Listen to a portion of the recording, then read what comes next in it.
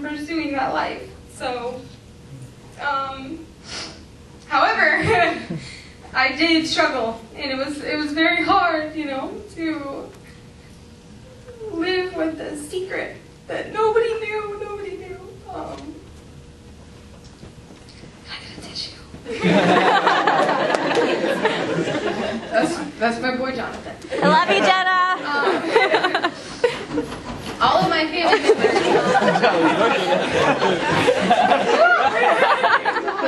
All of my family members at the time were Christians, so I didn't feel like I could tell them.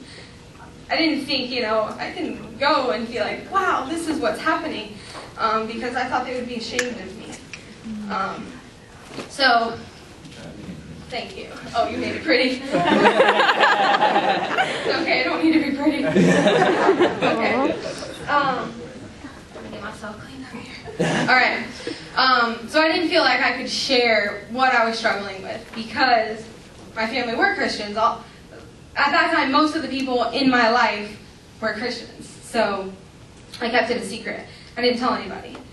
And still to this day, my family has, well, they might have an idea, I don't know. But I haven't told them that this is what I struggled with when I was this age. So, let's get to the happy part. Okay, at 20, I came back to the church. I started to go to church again with my mom. Started slowly to fall back in love with the Lord and get involved in the church that we were at the time. But then, fast forward 2 years, God used a circumstance in my life to wake me up, and so to speak, and I realized that I had become a Sunday Christian. I had become the type of Christian that I had walked away from the church because of. I came to church on Sunday, and I did the church thing, and I pretended to be this Christian, but all of this darkness was still in my life. It followed me around. I struggled with it daily. But I put on a mask, and I went to church, and everybody thought I was so great, and I felt like I was living a lie. So, through that experience, God really spoke to me. He said, I want you to get rid of your electronics. Okay? At the time, I was working as an EMT. I worked a 13-hour shift. I would get up at 5 o'clock in the morning, leave for work, not come back until about 7 o'clock at night, and then 7 o'clock on until about 3 o'clock in the morning, I spent my life online in the media not media world, whatever, social, that world, a world that wasn't real. So that was my life. I didn't have fellowship. I didn't have Christians pouring into me because they weren't important enough for me to waste my time online doing what I wanted to do, spending time with these virtual people that God knew who they were. I don't know. But so God told me, get rid of your electronics. I said, okay. I did it. I was so broken at this point that I was like, I have to do whatever I need to do. So I got rid of all of my electronics.